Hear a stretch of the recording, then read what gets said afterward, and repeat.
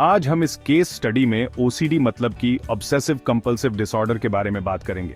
इस case study में जिस किसी भी व्यक्ति की बात करेंगे वो व्यक्ति का फोटो या वीडियो और किसी व्यक्ति के संबंध में जो भी घटनाएं बताई जाएगी वो सब काल्पनिक है, जिसकी किसी भी व्यक्ति या घटना से कोई सीधा संबंध नहीं है। मिलिए आनंद से, जो एक मेहनती बैंक कर्मचारी है। आनंद एक हार्डवर्किंग बैंक एम्प्लॉई है। वो 28 साल का है। आनंद अपने काम के प्रति समर्पण के लिए जाना जाता है। वो हमेशा समय का पाबंद होता है और अपने काम में बहुत ध्यान रखता है। काम के अलावा आनंद अपने परिवार और दोस्तों के साथ समय बिताना पसंद करता है। बैंक में कोई नहीं जानता था कि उसके मन में क्या चल रहा है। आनंद को अनयूजुअल और डिस्टर्बिंग विचार आने लगे थे। ये विचार बार बार आते थे और उसे परेशान करते थे। उसे जर्म्स और कंटामिनेशन की बहुत चिंता होती थी। आनंद को बार बार हाथ धोने की जरूरत महसूस होती थी। उसने रिचुअल्स डेवलप कर लिए थे, जैसे अपने स्टेप्स गिनना और अपने डेस्क आइटम्स को ऑर्गेनाइज करना। ये रिचुअल्स उसे थोड़ी देर के लिए राहत देते थे, हालांकि ये समय बर्बाद करने वाले थे और उसके डेली टास्क्स में बाधा डालते थे।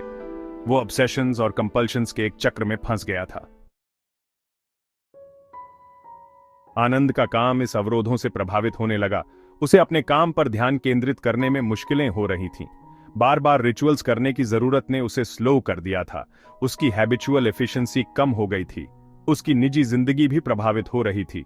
वो सोशल गैदरिंग से बचने लगा था। उसे कंटामिनेशन का डर था। उसकी एंजाइटी ने उसके रिलेशनशिप्स में तनाव पैदा कर दिया। आनंद के परिवार और दोस्तों ने उसमें बदलाव देखे। वे उसकी वेलबींग को लेकर चिंतित थे। उन्होंने उसे प्रोफेशनल हेल्प लेने के लिए एनकरेज किया। आनंद ने एक साइकोलॉजिस्ट से कंसल्ट करने का फैसला किया। साइकोलॉजिस्ट ने उसके अनुभव धैर्यपूर्वक सुने। उसने उससे उसके विचारों, भावनाओं और व्यवहार के बारे में प्रश्न पूछे। साइकोलॉजिस्ट ने एक कॉम्प्रिहेंसिव इवैल्यूएशन किया। उसने स्टैंडर्डाइज्ड क्वेश्चनेयर्स और इंटरव्यूज का यूज किया। इससे उसे आनंद की कंडीशन की सिवेरिटी को समझने में मदद मिली। साइकोलॉजिस्ट ने आनंद को ऑब्सेसिव कंपल्सिव डिसऑर्डर या ओसीडी डायग्नोज किया। उसने बताया कि ओसीडी एक मानसिक स्वास्थ्य विकार है। यह इंट्रूसिव विचारों और रिपेटिटिव व्यवहार की विशेषता है।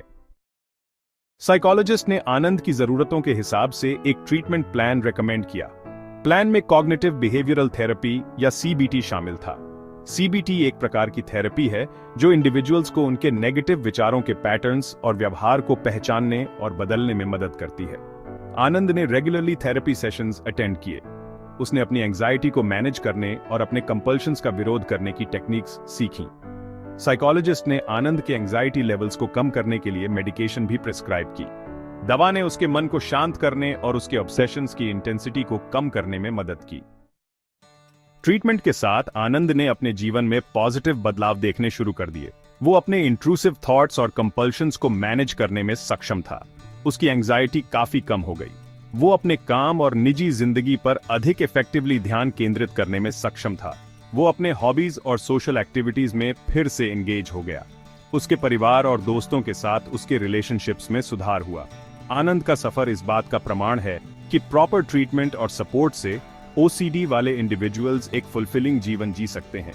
ऐसे ही मनोविज्ञान की जानकारी के वीडियो देखने के लिए हमारी चैनल को सब्सक्राइब करें और वीडियो को लाइक और शेयर जरूर करें। धन्यवाद।